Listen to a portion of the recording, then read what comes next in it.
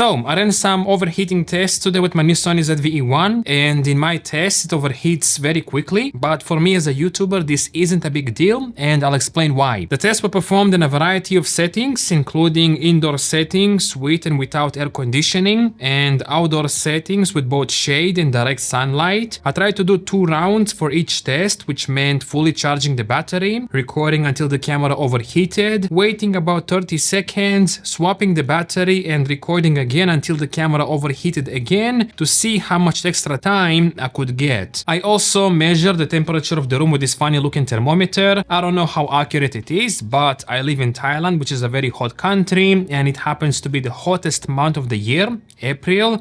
During the day the temperature could easily get to 40 degrees Celsius. It's very hot. I also unfolded the camera screen to help cool it down, and in the menu I changed the power setting to high temperature, the file format to XAVC S4K at 25 or 50p, 140 or 200 MB 10-bit record setting, AF on and steady shot to off. I shoot all of my videos in the XAVC S codec. I think that it maintains the perfect balance between space and quality. The XAVC SI codec takes up more space on the SD card, and in my opinion the quality isn't much better.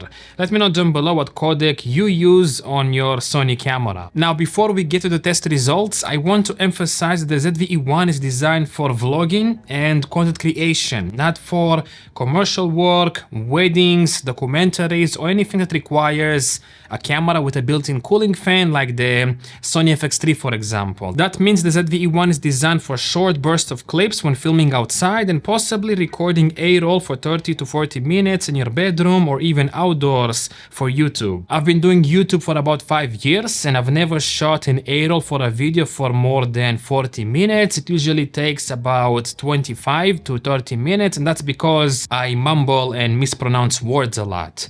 Anyhow, let's start with the 4K 25p indoor test results. When shooting indoors with the air conditioner on and a room temperature of about 25 degrees Celsius, surprisingly the ZV-E1 did not overheat at all. It recorded for 2 hours and 4 minutes until the battery drained. That says a lot, at least for my use case, because I record the majority of the time indoors with the air conditioner on, so when it comes to overheating performance, this camera is pretty much perfect for me. Now when the air conditioner is turned off and the temperature in the room is around 32 degrees Celsius, the ZV-E1 overheated. It managed to record for 42 minutes until the overheating warning showed up on the screen, and then the camera shut down completely due to overheating after 48 minutes of recording. So as you can see, the temperature you record in makes a significant difference, and I really hope that when you shoot your video, the temperature in your room isn't even close to 32 degrees Celsius, because I was really sweating when I did this test and I can't imagine myself shooting a proper video in this heat. Anyway, after the camera shut down due to overheating, I waited 30 seconds, swapped the battery and restarted recording, and the camera managed to record for an additional 11 minutes before shutting down due to overheating. So in a pinch, swapping the battery after the camera overheats can be useful in some cases, but in my opinion it doesn't add a significant amount of recording time. Let's get to the 4K 50p indoor test results. When shooting indoors with the air conditioner on and a room temperature of about 25 degrees Celsius, the ZV-E1 was able to record for 27 minutes before shutting down due to overheating, and after a quick battery swap I was able to get an extra 8 minutes of recording time. So even in comfortable low room temperatures, if you record in 4K 50 or 60p for long periods of time, the camera will overheat after about 25 minutes of recording. Honestly, I'm not sure why you would want to record in 4K 50 or 60p for long periods of time unless you're shooting action sports, in which case I wouldn't even consider this camera. Moving on to when the air conditioner is turned off and the room temperature is around 34 degrees Celsius, the ZV-E1 overheated more quickly. It only recorded for 23 minutes before shutting down due to overheating, and after a quick battery swap I got an extra 4 minutes of recording time. Let's move on to the 4K 25p outdoor test results. When shooting directly under the sun at a temperature of about 35 degrees Celsius, the ZV-E1 didn't last long. It only recorded for 32 minutes before shutting down down due to overheating, and after a quick battery swap, I was able to get an extra 5 minutes of recording time. So if you like to shoot outdoor YouTube videos in the sun when it's really hot, this camera might not be for you. Personally, I never record for long periods of time outside, and when I do, I record in the shade, which leads me to the next test, recording in the shade. This time the ZV-E1 performed much better. It recorded for 46 minutes before shutting down due to overheating, and after a quick battery swap, I was able to get an extra 10 minutes of recording time. So by simply moving the camera from directly under the sun to the shade, I gained an extra 14 minutes of recording time.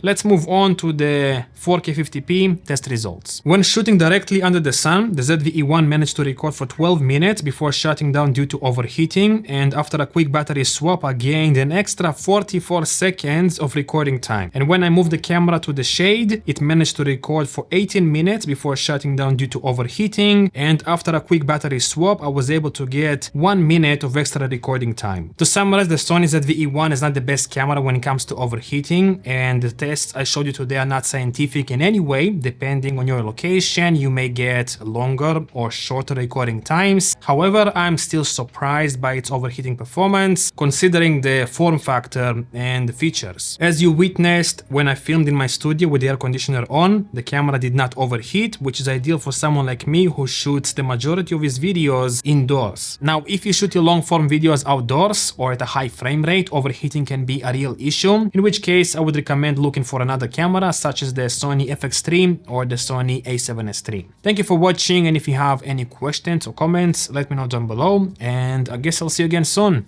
Bye.